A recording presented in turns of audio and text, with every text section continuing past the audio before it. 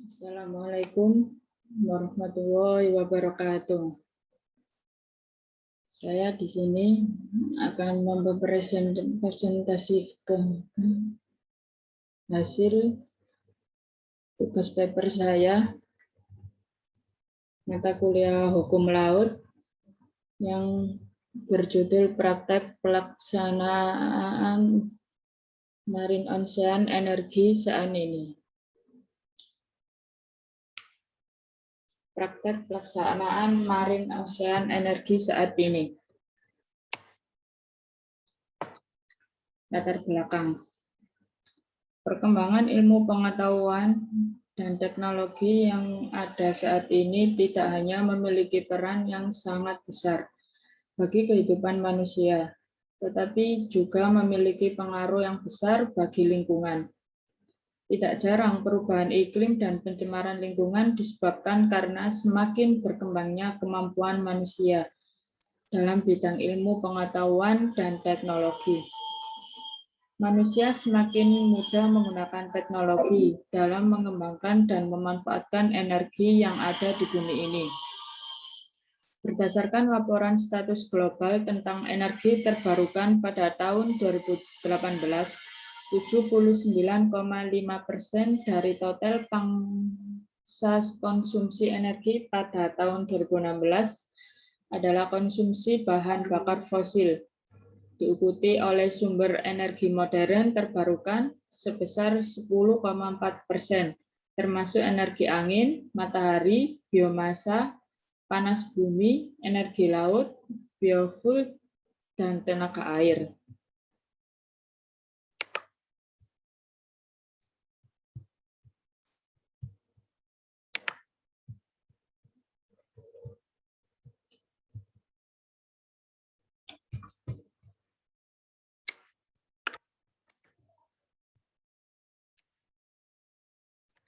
Pertumbuhan penduduk yang tinggi setiap tahunnya menyebabkan kebutuhan energi dunia terus meningkat. Sementara cadangan bahan bakar fosil terus menipis, maka dari itu diperlukan sumber energi terbarukan untuk memenuhi kebutuhan energi masyarakat dunia. Salah satu pilihan energi terbarukan yang menjanjikan dan memiliki sumber daya yang melimpah adalah energi laut. Energi laut ini memiliki peran penting untuk sistem energi masa depan yang berkontribusi untuk pengurangan emisi karbon dan meningkatkan pertumbuhan ekonomi di wilayah pesisir. Sehingga masyarakat dunia mulai banyak melakukan pengembangan dan pemanfaatan energi laut ini.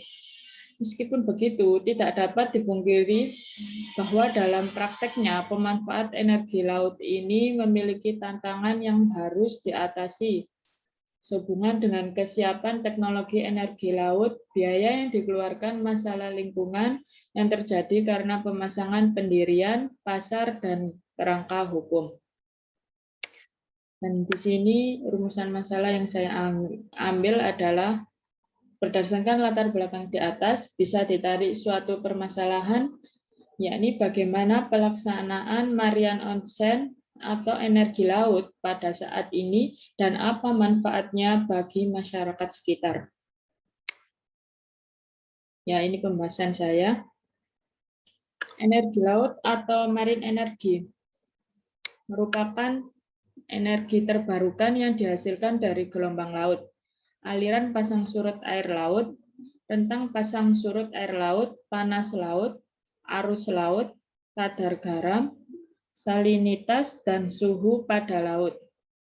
Energi laut adalah jenis energi yang tergolong terrestrial, yang berasal dari bumi atau berasal dari energi kinetik, air, dan perbedaan panas laut. Proses terjadinya energi laut bisa didorong oleh bantuan energi matahari, gravitasi matahari, dan keadaan eksternal lainnya. Bukan itu saja, gerakan angin juga turut serta membantu untuk memperoleh aliran gelombang laut dan pasang surut secara teknis. Energi laut juga memiliki pengertian, yakni energi yang dapat dihasilkan dari energi kinetik pergerakan mekanik air laut, energi potensial dari perbedaan ketinggian muka air laut, serta perbedaan temperatur air laut. Selain itu, energi laut memiliki manfaat dapat dikonversi menjadi energi listrik dengan menggunakan teknologi yang sudah berkembang pesat di dunia internasional saat ini. Sebagai salah satu energi terbarukan, energi laut ini akan membantu mengurangi emisi karbon di seluruh dunia akibat penggunaan bahan bakar fosil. Maka dari itu, beberapa negara seperti Amerika Serikat, negara-negara di Eropa, Australia, maupun Indonesia sendiri sudah mulai mengembangkan praktek pelaksanaan marine energi atau energi laut ini. Namun perlu diperhatikan pula bahwa pengembangan proyek energi laut dalam skala besar akan memiliki dampak lingkungan yang tidak pasti, yang sebagian besar belum dievaluasi secara memadai. Efek ekologi energi laut seperti gelombang pasang surut air laut dan gradien termal, terutama menyebabkan perubahan habitat dan komunitas. Hal ini mengharuskan pengembang energi terbarukan, regulator, ilmuwan, insinyur, dan pemangku kepentingan laut agar bekerja sama untuk mencapai tujuan bersama dari energi terbarukan yang bersih dan lingkungan laut yang sehat.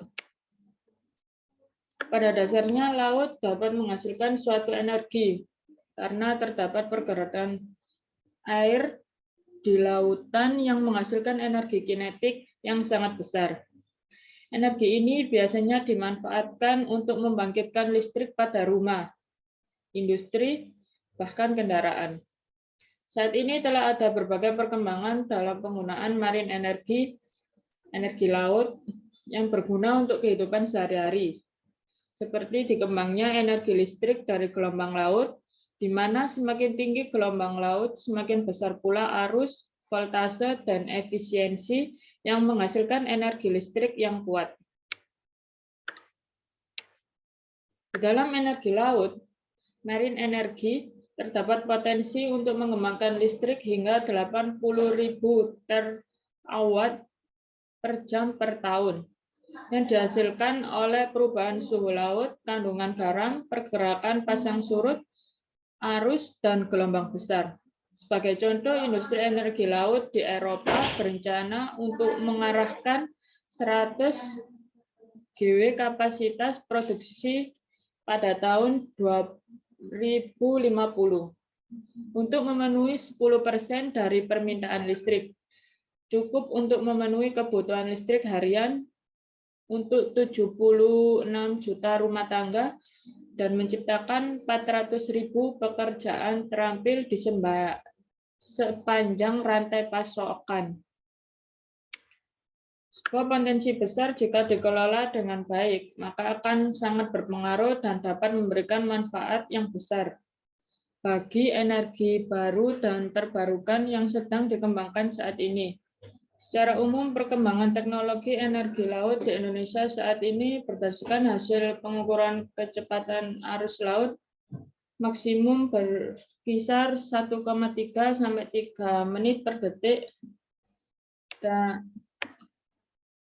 menghasilkan rapat daya 1,38 sampai 13,84 kW kuadrat. Sementara potensi dari gelombang laut, panas laut, dan pasang surut berturut-turut adalah 17,89 gigawatt, 1,99 gigawatt, dan 41 gigawatt. Sehingga total potensi praktik energi laut dari keempat sumber tersebut mencapai 60,988 gigawatt. Dari hasil perhitungan dan potensi energi laut di Indonesia dapat dikatakan penerapan pembangkit listrik energi laut di Indonesia cukup menjanjikan, baik dari potensi air laut dan gelombang laut dengan menggunakan teknologi Oscillating Water Column (OWC) untuk gelombang laut dan teknologi Cobalt Diving Hydro Turbine dan Marine Current Turbine untuk arus laut. Di Amerika, Department of Energy (DOE) dan National Renewable Energy Laboratory memberikan laporan bahwa saat ini tahun 2021, marine energi laut dapat memberikan energi kepada 50 negara bagian menjadi 2,300 terawatt per jam per tahun, atau kurang lebih setara dengan 57% pembangkit listrik Amerika pada tahun 2019. Di mana hal ini cukup untuk memberi daya kepada 220 rumah di Amerika.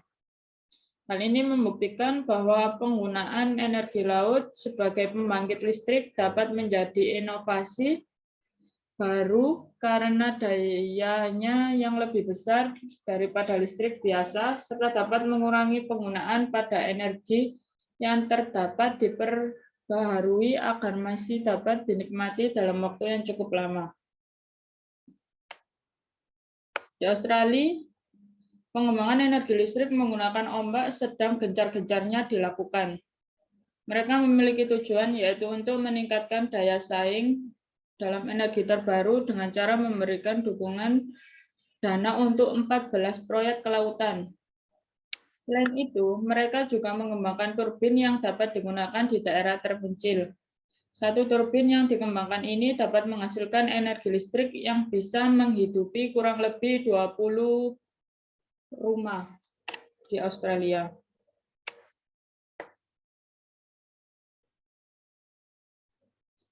Dan kesimpulan yang bisa saya ambil yaitu semakin tingginya pertumbuhan penduduk dunia, maka semakin dibutuhkan pula energi terbarukan untuk memenuhi kebutuhan masyarakat. Energi laut atau marine energy yang merupakan salah satu sumber energi terbarukan ini dapat membantu mengurangi emisi karbon akibat dari penggunaan bahan bakar fosil atau masyarakat dunia. Sehingga mulai banyak negara di dunia yang bersedia memanfaatkan sumber energi laut untuk memenuhi kebutuhan energinya. Namun teknologi sumber energi laut ini masih dalam tahap awal pembangunan.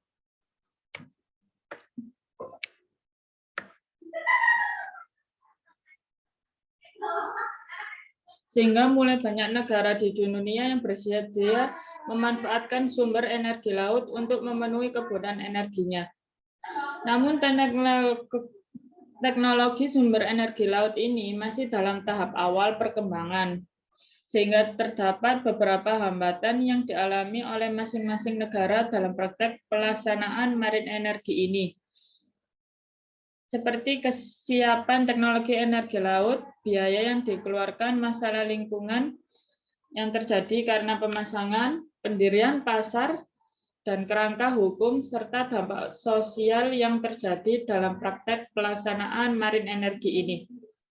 Negara-negara seperti halnya Indonesia, Amerika Serikat, Australia, bahkan negara-negara di Eropa, berusaha untuk mengembangkan dan memanfaatkan ilmu pengetahuan dan teknologi yang dimiliki untuk melancarkan pemanfaat sumber energi laut dalam hal menciptakan baru untuk masyarakat, yang biasanya dimanfaatkan untuk membangkitkan listrik pada rumah, industri, bahkan kendaraan. Sekian presentasi dari saya. Kurang dan lebihnya mohon maaf. Wassalamualaikum warahmatullahi wabarakatuh.